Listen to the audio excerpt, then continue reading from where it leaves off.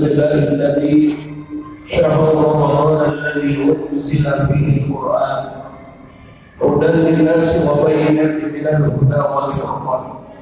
اللهم صل وسلم وبارك على هذا النبي الكريم سيدنا ومولانا محمد وعلى آله وصحبه أجمعين. أما بعد.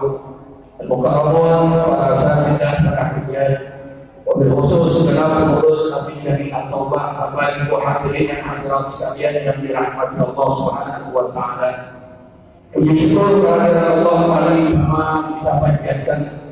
Pada malam hari ini kita masih diberikan nikmat panjang umur, sehat walafiat, sehingga kita masih dapat melaksanakan rangkaian ibadah kita pada bulan suci Ramadan di tahun ini.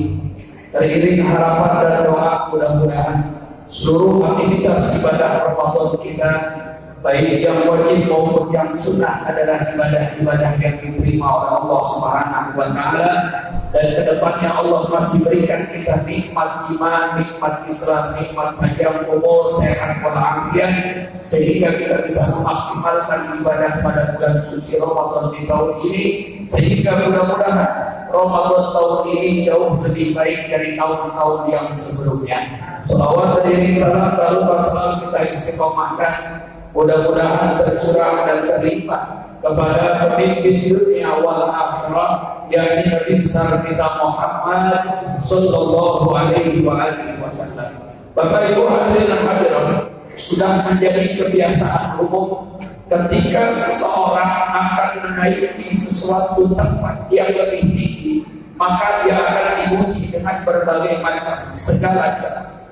Pun begitu ketika Allah akan mengangkat derajat kita, Allah pun akan memberikan ujian berupa yang namanya perintah-perintah dalam melaksanakan ibadah dan ketaatan kepada Allah Subhanahu wa taala.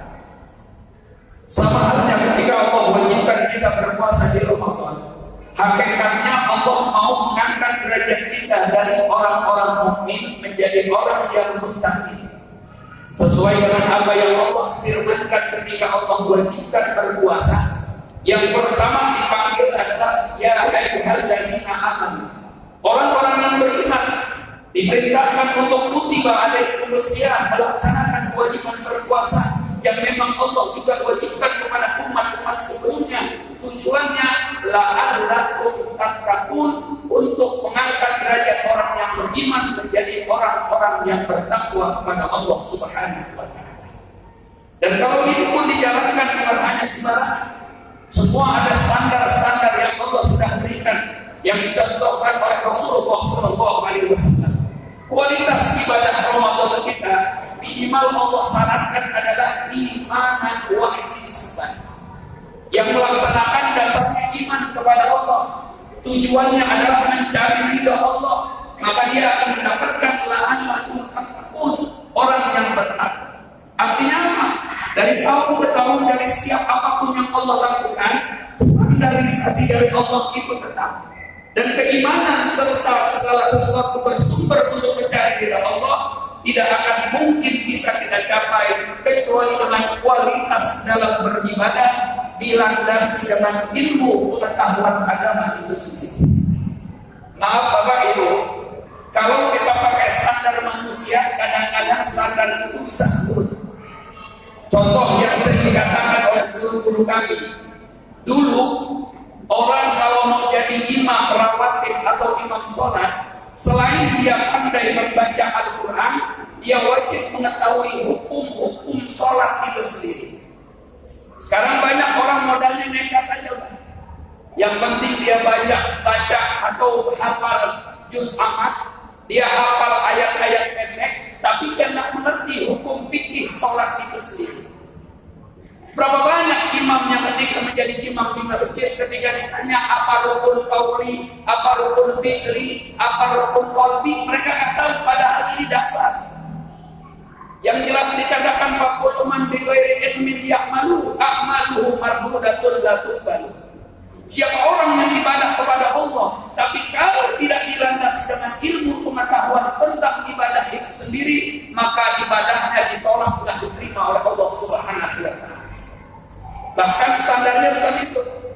Guru-guru kita ngajarin selain bisa membaca, selain tahu hukum, dia punya akhlak dan adab. Apa itu akhlak dan adab?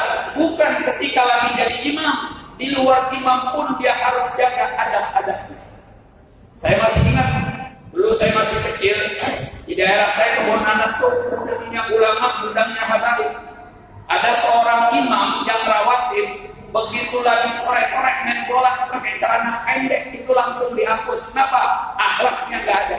Bahkan guru saya berani mengatakan kalau ada imam sholat suka memamerkan dengkulnya, itu imam-imam marduk, imamnya nggak bakalan diterima oleh Allah Subhanahu wa Ta'ala. Kenapa? Yang namanya jadi imam tanggung jawabnya mungkin ketika menjadi imam di waktu sholat, di luar sholat pun dia akan menjadi panutan orang-orang di sekitarnya. Jadi sekarang kira-kira banyak gak imam-imam lagi sholat marapi, pakai kain, pakai koko, gak sedikit yang pakai gamis. Giliran jalan pagi, udah ngolong mana-mana, ada kan? Saya pernah lihat imam masjid begitu ke pasar, naik motor, itu dengkul kemana-mana. Saya teriakin, weh dengkul. Beda sama anak muda mungkin yang masih kakak belajar, dia juga gak mungkin jadi imam. Ini standarisasi imam sekarang udah turun. Belum lagi ibadah yang lain. Berapa banyak ketika kita melaksanakan puasa, banyak kesalahan-kesalahan yang kita kerjakan. Contoh kecil yang sering kita bahas di sini.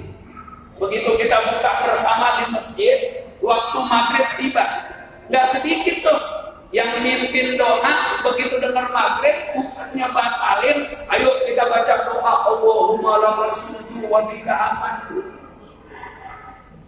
Sunnah Nabi, ketika dengar azan maghrib, ambil korma buat batalin. Cukup kita mengucapkan alhamdulillah, makan korma. Selesai makan korma, ambil air putih untuk melegakan. Habis itu baru baca doa. Makanya doanya apa?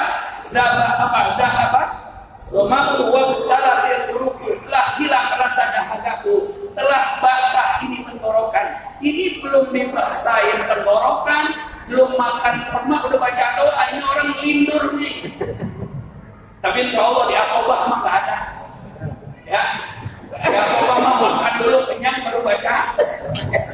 Yang kedua, kesalahan kita kalau sholat sunat taraweh. Dalam kitab fikih manapun, sholat sunat taraweh dilakukan setelah sholat fardu isya. Maknanya sholat fardu isya itu sepaket dengan qobliyahnya dengan ba'diyah. Ini nggak sedikit Pak, kadang-kadang saya saksikan di masjid-masjid, begitu habis sholat jamaah, orang-orang ba'diyah dia duduk. Yang sibuk dengan HP-nya, yang sibuk dengan apa-apanya, akhirnya dia nggak ba'diyah. Ntar muadzin katakan sunat taraweh, baru dia bangun. Ini orang jelas nggak haji. Kenapa? 20 rakaat yang kita kerjakan sebagai sholat sunat taraweh itu nggak bisa mengalahkan derajatnya ba'diyah yang 2 rakaat. Kenapa? Ba'diyah itu sholat sunat rawatib yang ada hubungannya dengan sholat wajib. Dia nggak bisa dikalahkan dengan sholat sunat taraweh. Walaupun sholat sunat taraweh cuma adanya setahun, sekali dalam 1 bulan. Yang artinya apa? Biar ibadah kita runtut, biar ibadah kita ada sanadnya, biar ibadah kita pakai ilmu. Jangan pernah lakukan yang kadang-kadang kita ini dianggap orang yang nggak punya ilmu. Jadi ba'diyah 2 rakaat. Kan kadang-kadang boro-boro 20 dan kadang-kadang ada satu masjid Pak, sering bukan satu sih. Begitu saya sholat 8 rakaat, begitu nengok udah hilang semua tuh. Paling yang terusin 21 dua baris. Nggak jadi masalah selama yang dilakukan tadi imanan wahtisaban. Yang ketiga, nih menjelang Ramadan akhir, Allah wajibkan kepada kita untuk membayar zakat fitrah. Dan Rasulullah jelas mengatakan ibadah puasa kita akan tergantung antara bumi dan langit, akan sampai kepada Allah dengan ibadah zakat fitrah. Zakat fitrah saya bahas tentang 4 mazhab. Dari 4 mazhab, Hanafi, Maliki, Syafi'i dan Ahmad Hambali, Tiga imam mazhab jelas-jelas mengatakan bahwa zakat fitrah wajib dibayarkan dengan bahan makanan pokok. Siapa? Imam Malik, Imam Syafi'i, Imam Ahmad bin Hambal mewajibkan zakat fitrah dengan bahan makanan pokok. Bahan makanan pokok kita apa? Beras. Makanya kita kebanyakan imam ini kita kan berbaca Imam Syafi'i. Tidak sah orang yang bermadzhab Imam Syafi'i bayar zakat fitrah dengan uang. Bahkan bukan Imam Syafi'i doang, Imam Malik dan Imam Ahmad bin Hambal sama Imam Syafi'i. Bayar zakat fitrah harus dengan beras. Hanya satu imam yang membolehkan, Imam Hanafi, bayar zakat fitrah boleh pakai uang. Cuman yang jadi masalah, lagi-lagi orang yang kalau ibadah ditanya imam mazhabnya siapa nggak tahu. Banyak Pak, Anda ini ibadah ikut imam mana? Saya nggak tahu. Saya mah yang penting ibadah aja. Untung dia nggak ikut mazhab Imam Samudra. Ini harus tahu kita. Kalau kita Imam Syafi'i, makanya nggak boleh bayar zakat fitrah dengan beras. Ini banyak gak orang yang ngaku Imam Syafi'i bayar zakat fitrah pakai duit? Ada nggak? Hah? Kurang kencang mana suara saya? Banyak gak orang ngaku Imam Syafi'i bayar zakat fitrah pakai duit? Gak sah. Kalau mau pakai mazhab Imam Syafi'i harus tegas Pak, qulul haqq bukan murad. Katakan yang benar walaupun baik. Saya banyak di tempat-tempat dibilang, wah Ustadz aliran sesat. Selama ini kita dibolehin sama Ustadz-Ustadz. Saya bilang, Ustadz lo yang kagak ngaji. Sesuatu kesalahan yang berulang-ulang dan terus-menerus seakan-akan dijadikan hukum yang benar. Padahal ketika nanti ada yang benerin dianggap salah. Lalu solusinya gimana? Ada dua solusi. Yang pertama, terutama takmir masjid sebelum Ramadan, dia datangin kiai, dia datangin ulama membahas tentang masalah zakat fitrah. Tuh, kasih tahu kalau Imam Syafi'i, Imam Malik, Imam Ahmad bin Hambal kalau bayar zakat fitrah harus pakai beras. Nggak boleh pakai uang. Hanya Imam Hanafi yang boleh bayar zakat fitrah dengan uang. Solusi kedua, kalaupun orang maksa, ini kan kadang-kadang orang maksa Pak. Ya, dia datang dengan duit.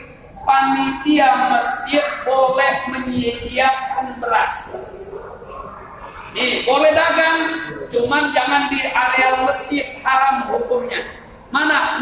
Allah gede banget. Siapin 10 karung. Kalau ada orang yang mazhab Imam Syafi'i datang pakai duit, kasih tahu yang namanya Imam Syafi'i bayar zakat fitrah nggak boleh pakai duit. Kalau mau Anda beli di depan ada. Itu pun bisa diambil keuntungan sama panitia dan itu halal. Panitia kemusi beli beras yang mungkin harganya 10.000, jualnya tergantung orang yang bayar zakat. Karena panitia wajib nanya, orang yang datang zakat fitrah wajib ditanya, Bapak konsumsi makan sehari-hari berapa duit? Karena di dalam kitab fikih diterangkan, selain wajib dengan bahan makanan pokok sesuai dengan harga yang biasa dimakan. Ikan maaf, kebanyakan orang yang bayar zakat fitrah ngasih tahu harga yang dia makan apa ikut standar yang di masjid. Standar sekarang kan berapa tuh? 45.000, padahal dia makan sehari-hari 15.000 seliter. Berarti cukup nggak tuh? Agak sah ya zakat fitrah. Ini makanya apa? Kebanyakan pengurus juga nggak ngaji. Kalau pengurus ngaji nanya, sama halnya sama yang namanya apa? Sama halnya penghulu sebelum ijab kabul wajib nanya tuh istri dan suami. Bapaknya nih, walinya tanya nikahnya kapan? Nih anak lahir kapan? Berapa banyak kalau ada kejanggalan? Si bapak nikah baru sekian bulan, anak udah lahir nih tanda tanya. Berapa banyak sekarang orang yang nikah gara-gara hamil? Kalau udah hamil duluan, boleh nggak bapaknya jadi wali? Nggak boleh. Sekarang udah penghulu nggak nanya lagi, apalagi penghulu 1 hari 5 tempat udah nggak pakai ditanya dah. Termasuk ambil zakat harus nanya, Bapak makanan sehari-hari berapa duit? Makanya Bu, kalau bapaknya mau ke masjid bayar zakat, kasih tahu, Pak, kita konsumsi beras sehari-hari sekian. Kenapa? Berapa banyak? Bapak begitu ditanya panitia nggak tahu, yang beli mini saya. Nih, atau yang kedua, kesalahan yang fatal ketika seorang suami menjadi kepala rumah tangga, dia wajib membayarkan istri dan anak-anaknya. Nah, kalau anaknya sudah akil balik, si bapak nggak boleh langsung bayar ke masjid tanpa izin dari anak yang sudah balik. Silakan buka kitab fikih manapun. Jadi misal anak kita udah balik, Pak, kita boleh beliin beras, serahin itu ke anak, suruh bayar sendiri ke masjid. Kalau anak nggak mau jalan, suruh dia ijab kabul sama kita. Pak, saya malu ke masjid, maka saya wakilkan bayar zakat fitrah saya kepada Bapak. Baru sah Bapak bayar ke ambil zakat. Selama ini kan enggak, ya. Datang ujuk-ujuk ke masjid, Pak, panitia, saya bayar zakat fitrah saya, istri saya, sama 3 anak saya. Padahal 3-3-nya udah akhir balik, tanpa ijab kabul, nggak sah zakat fitrah. Kenapa ini terjadi? Gara-gara kagak ngaji. Karena dianggap remeh, udah tiap tahun begitu. Hukum tuh nggak bisa karena tiap tahun begitu. Hukum tuh bukan karena dengar doang. Hukum harus jelas, duduk ngaji sama ulama. Karena ada guru fikih kita, karena ada yang ngajarin ibadah kita. Jangan sampai tadi 40 man bi ghairi ilmin yahmalu ahmaduhu mardudatun la yuqbalu. Yang kedua, mirisnya di ini tadi, harusnya wali kota menerbitkan surat bahwa semua takmir masjid diangkat menjadi amir zakat. Selama ini kan belum ada tuh. Jadi masjid-masjid dan mushola jadi amil ngangkat dirinya sendiri, dan secara hukum agama nggak sah. Nggak sahnya kenapa? Dia boleh ngumpulin zakat, tapi dia nggak dapat bagian dari amil. Kenapa? Dia bukan amil, tapi panitia. Beda. Yang dapat dalam 8 asnaf, amil apa panitia? Amil. Kebanyakan di masjid dan mushola bukan amil, tapi panitia yang dibentuk oleh DKM, dan itu nggak berhak dapat bagian zakat. Kadang-kadang kan orang-orang baru dengar, wah ini baru lagi. Bukan baru, emang kagak apa kita. Kagak pernah dibahas. Harusnya guru-guru fikih menjelang Ramadan 1 bulan bahas tentang puasa, bahas tentang zakat, agar zakat orang-orang benar-benar sempurna di mata Allah Subhanahu wa Ta'ala. Ini buat kita nih. Terus kemana? Kalau ada orang yang nyuruh boleh, kalaupun boleh dengan uang, ulama berhati-hati. Kenapa? Tadi yang membolehkan pakai uang siapa? Imam Hanafi. Kalau mau pakai hukum Imam Hanafi, pakai semua hukumnya. Imam Hanafi membolehkan pakai uang, tapi ukuran Imam Hanafi bukan 3,5 liter, tapi 5 liter. Kalau konsumsi kita 10.000, berarti berapa duit? Sekarang di masjid-masjid berapa? Ukuran standarnya 3,5 liter.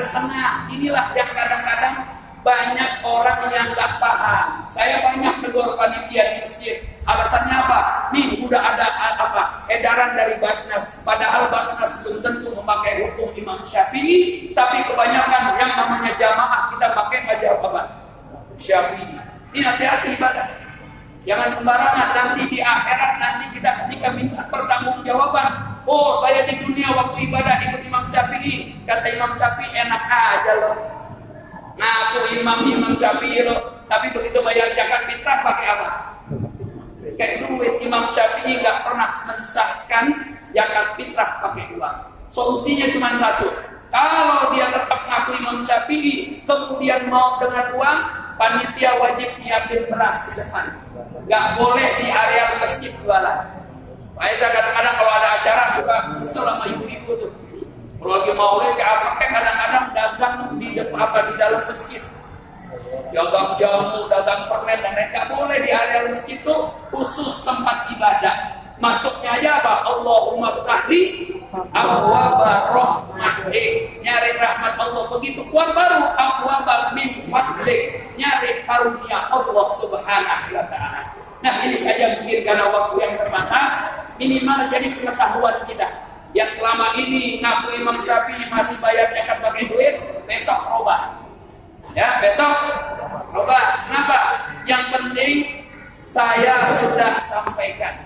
Guru saya ngajarin gitu, sampaikan kepada jamaah masalah dia mau pakai kagak, urusan dia dengan Allah, kau sudah tidak punya tanggung jawab lagi di hadapan Allah Subhanahu wa taala.